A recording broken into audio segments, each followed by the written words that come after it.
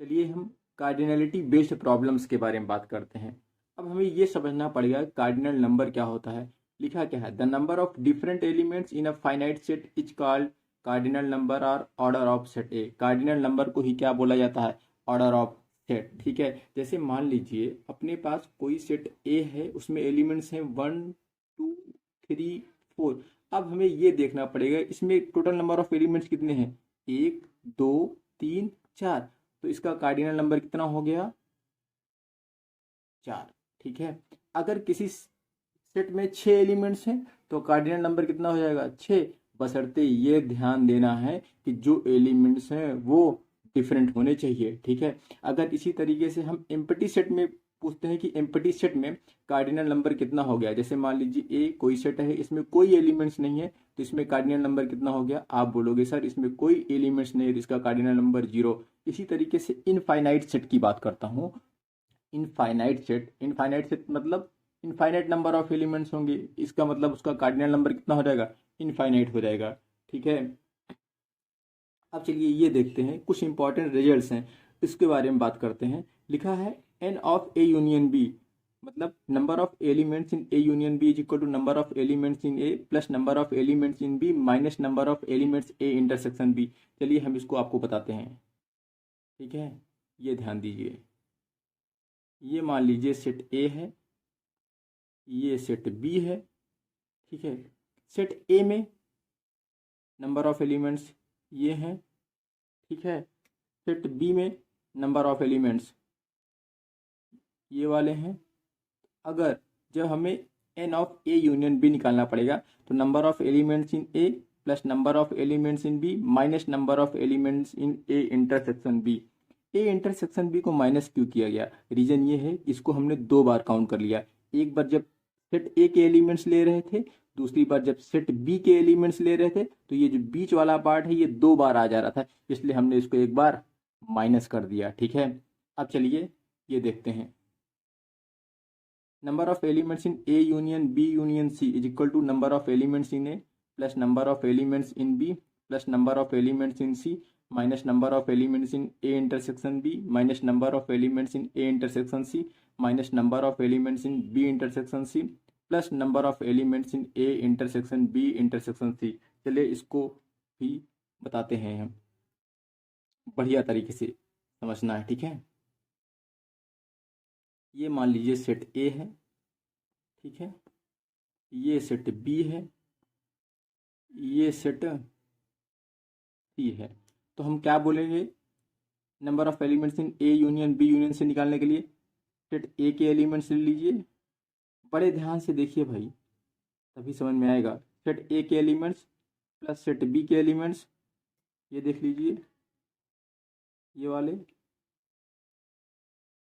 ठीक है, सेट सी के एलिमेंट्स ये वाले देखिए, बड़े ध्यान से देखने की जरूरत है। ठीक है, ये तो भाई तुम्हारा सेट सी है। ठीक है, अब ये फिर minus n of A intersection B.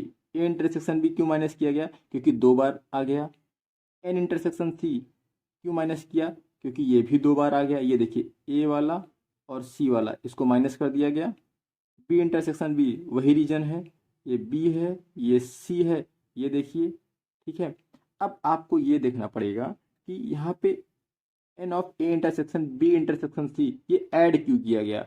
भैया ये वाला जो पार्ट है, ये वाला जो पार्ट है, ये वाला जो पार्ट है, इसको हमने 3 बार सब्ट्रैक्ट कर दिया और 3 बार ऐड कर दिया। भैया तो आंसर कितना हो गया, 0। मतलब हमने इसको एक बार ऐड किया भी नहीं, इसीलिए हमने यहाँ पे एक बार ऐड कर दिया। ठीक है, चलिए कुछ और इम्पॉर्टेंट रिजल्ट हैं उनके बारे में बात करते हैं। ठीक है, हम जैसे ही लिखा है n of A number of elements in A, तो क्या होगा, ए के पूरे एलिमेंट हो जाएंगे। अगर number of elements in B क्या हो जाएगा, बी के पूरे एलिमेंट्स हो जाएंगे। हमने बोला है कि इस वाले पार्ट को, ठीक है, इस वाले पार्ट को हमने x1 बोल दिया, इस वाले पार्ट को, इंटरसेक्शन वाले पार्ट को हमने x2 बोल दिया, मतलब इसमें x2 एलिमेंट्स हैं इंटरसेक्शन के बाहर। ठीक है, इधर से इसमें कितने एलिमेंट्स हैं, x3 है। अगर हम पूछें कि number of elements in A, तो आप बोलोगे सर ये वाला पूरा आएगा, x1 प्लस x2। अगर सिर्फ और सिर्फ ओनली ए में पूछूंगा, ओनली ए का मतलब जो इंटरसेक्शन वाला पार्ट है उसको इंक्लूड नहीं करना है, उसको छोड़ देना है। ओनली ए में x1 आ गया। इसी तरीके से number of elements in B, मतलब ये पूरा लेना पड़ेगा, x2 प्लस x3 आ गया। ओनली बी की बात करूंगा तो सर हमें इंटरसेक्शन वाला पार्ट छोड़ देना है, तो कितने एलिमेंट्स हैं, x3 है। Number of elements in none of A और बी, इसका मतलब क्या है, ना तो ए में हो ना तो बी में हो, इसका मतलब ये कुछ ऐसी बात कर रहा है, ए और लिखा यूनियन कर दिया, बी कर दिया, ये कॉम्प्लीमेंट है ना, ए यूनियन बी का कॉम्प्लीमेंट, इसका मतलब वो कौन से एलिमेंट्स होंगे, ए यूनियन बी को छोड़ दो तो ये वाले पूरे एलिमेंट्स हो जाएंगे। ठीक है, ये एलिमेंट को हमने क्या दिया, x4। चलिए क्वेश्चन देखते हैं। लिखा है in a survey of 700 students in a college 180 were listed as drinking Limca. Limca पीने वाले कितने हैं, आप बोलोगे सर 180 हैं। मिरिंडा पीने वाले कितने हैं, 275 हैं। ठीक है, और 95 जो दोनों पी रहे हैं, मतलब इंटरसेक्शन की बात कर रहे हैं, बोथ वाली बात चल रही है, तो एल इंटरसेक्शन एम ये कितना है, 95। चलिए हम इसको एक वेन डायग्राम से करते हैं तो बड़ा आसान रहेगा। ठीक है, ये लिम्का पीने वाले हैं, ये मिरिंडा पीने वाले हैं। तो ऐसे क्वेश्चन में हम क्या करेंगे, जो पहले इंटरसेक्शन दिया गया है उसको सबसे पहले लिखेंगे। ये कितने हैं, 95। ठीक है, 95 जो दोनों पी रहे हैं। अब लिम्का पीने वाले कितने, 180। ठीक है, ये 95 है। ठीक है, और 180 लिम्का पीने वाले हैं, तो भैया 180 माइनस 95 करोगे तो कितना आएगा,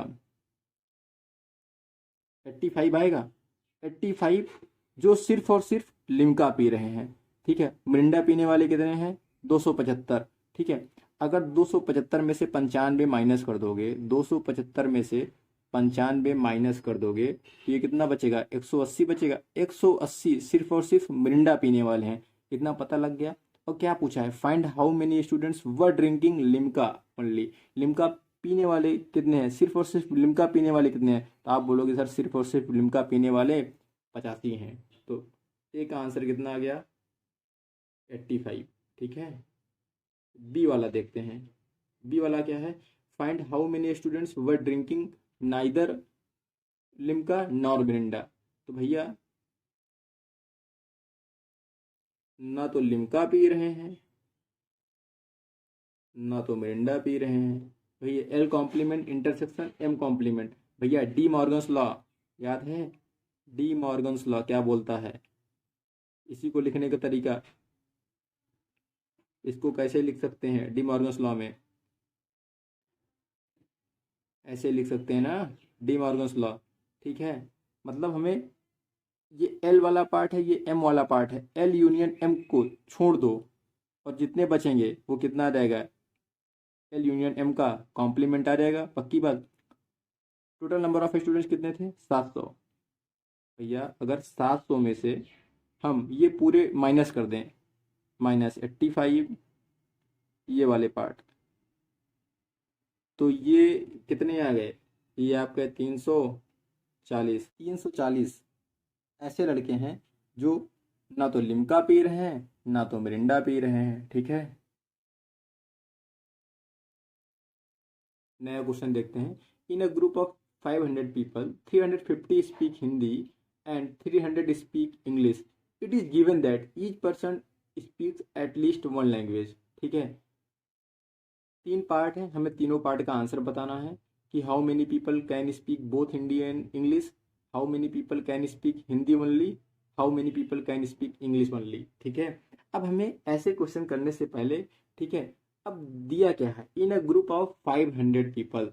अब बच्चे ये कंफ्यूज हो जाते हैं कि सर ये यू की वैल्यू दी है कि यूनियन की वैल्यू दे रखी है, मतलब यूनिवर्सल सेट की वैल्यू दे रखी है या यूनियन की वैल्यू दे रखी है। तो हम क्या करेंगे, सिर्फ और सिर्फ यहाँ 500 आदमियों की बात चल रही है, तो मान लीजिए भैया 500 आदमी की बात चले तो मान इसको मान लीजिए कि ये यूनिवर्सल सेट दे रखा है। ठीक है। यूनिवर्सल सेट की वैल्यू कितनी दे रखी है 500, जिसमें से 350 हिंदी बोल रहे हैं, ऐसा कुछ दे रखा है। 350 हिंदी बोलने वाले हैं, पक्की बात। 300 इंग्लिश बोलने वाले हैं, ठीक है। 300 इंग्लिश बोलने वाले हैं। क्या दिया है, it is given that each person speaks at least one language.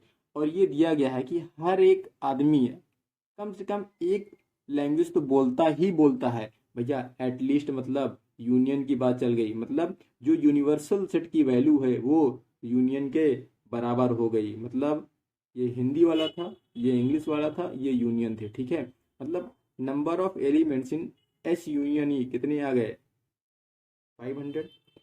पहला क्वेश्चन देखिए, how many people can speak both Hindi and English. पहला पार्ट क्या पूछा है आपसे, बोथ हिंदी एंड इंग्लिश बोलने वाले कितने पीपल हैं। मतलब इंटरसेक्शन की बात चल रही है, यही चल रहा है ना।